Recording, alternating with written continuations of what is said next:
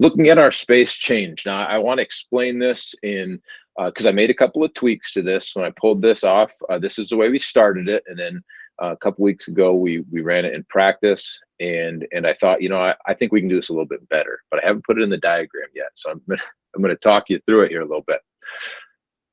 So basically, what this is, you can do it 3-on-3 or you can do it 4-on-4, and you're starting with a coach on the side here, like the diagram shows. They're shooting the ball, and then these offensive players here are lined up, and they're going to offensive rebound it, and then they're going to take it out beyond the 3-point line.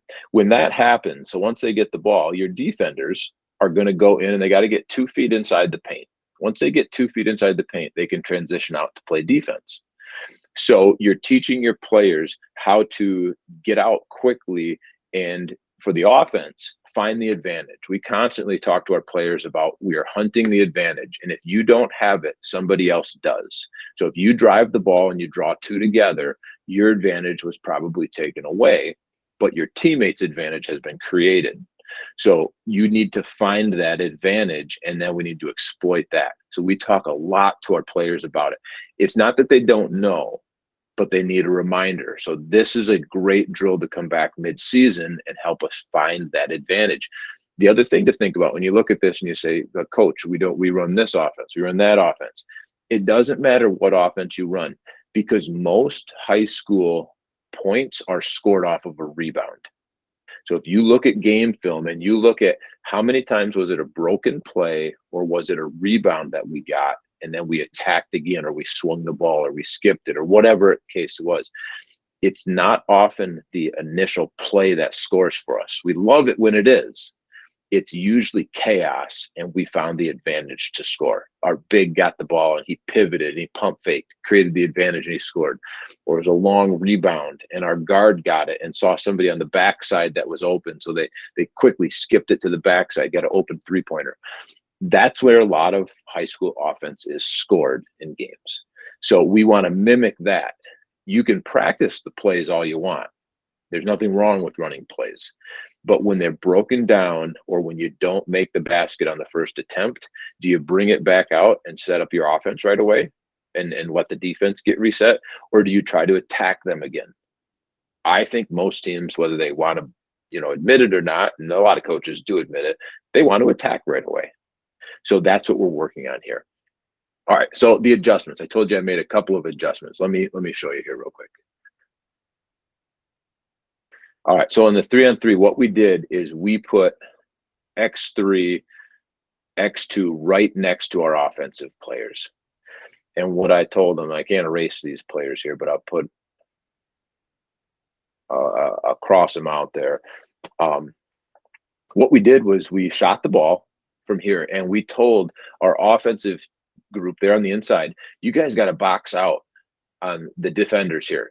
If you box out, you're going to immediately go to score the basketball. So let's say 2 got it. 2's going to go to score.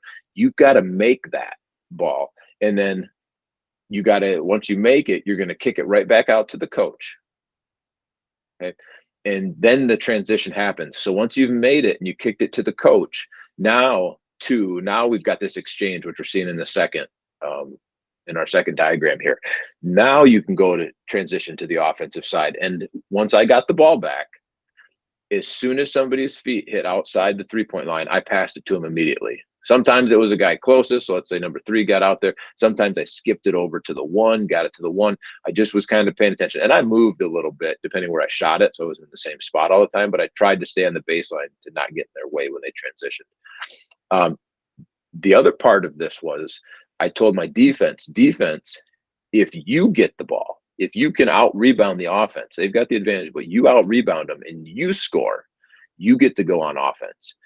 And the first time that they scored, so they got the rebound and whatever team got it, they were going up to score. That mimics a missed shot and just getting it and trying to go up right away. And we worked on box out and rebounding and all of that in one drill. So we got all that done, which was great. But then we kept score. Once they got it in the basket and they got it back to me, now the score started. So we played to 7, and let's say our defender X3 got inside and they got the ball and they scored. That one didn't count, but they got the ball back to me. Then X3 comes out and gets it here. I pass it to them and they hit a 3-pointer, let's say. The defense didn't close out. That's 3 points for them. That was the first chance that they could score. We played to 7. The guys went incredibly hard because I made it competitive and I gave both teams the opportunity to score. So the transitioning from offense out behind the 3-point line, you had to have both feet outside there. And the defense, you had to get both feet inside. If you didn't get inside, I called the guys out or I'd make them do push-ups or whatever if they're trying to cheat the drill. So you got to get 2 feet outside the 3-point line or 2 feet inside the paint. And then you can transition to wherever the ball is, whatever you have to do on offense or defense. So that was a great drill for us to use. And it's one that those tweaks really helped. We also did this 4-on-4. I didn't try it 5-on-5 because I think the spacing would be harder, but 4-on-4, we hunted for a great shot. We hunted for great advantages. All right, let me erase a couple of these things. We can go to the next slide here. And while I'm doing that, any questions that anybody has? Just a comment, I think, Matt. Okay. But I love the fact that you're progressing from 3 to 4. Mm-hmm. You know, that whole concept is wonderful. We used to do something very similar to this, but we ended up a lot of times, particularly later on in the season, where we would go 4-on-4 instead of 3-on-3. Yeah, and that I realized after doing this for a few minutes with the players that 4-on-4 we were going to need to do that. There were too many opportunities to drive and too many open shots that just wasn't as realistic as I wanted it to be. 4-on-4 certainly offered us a much bigger challenge in finding a good shot. So I agree with you. The reason I didn't go 5-on-5, and just to add why I didn't, was because I wanted the players to be able to strike quickly. When you rebound the ball in a game, you tend to try to go right back and score or get the ball out or swing it quickly. And I thought in a 5-on-5 that's controlled as I was making it, I might lose that opportunity. And then it was going to be constantly setting up our offense. Not that that's bad, but that's not what I wanted out of this drill.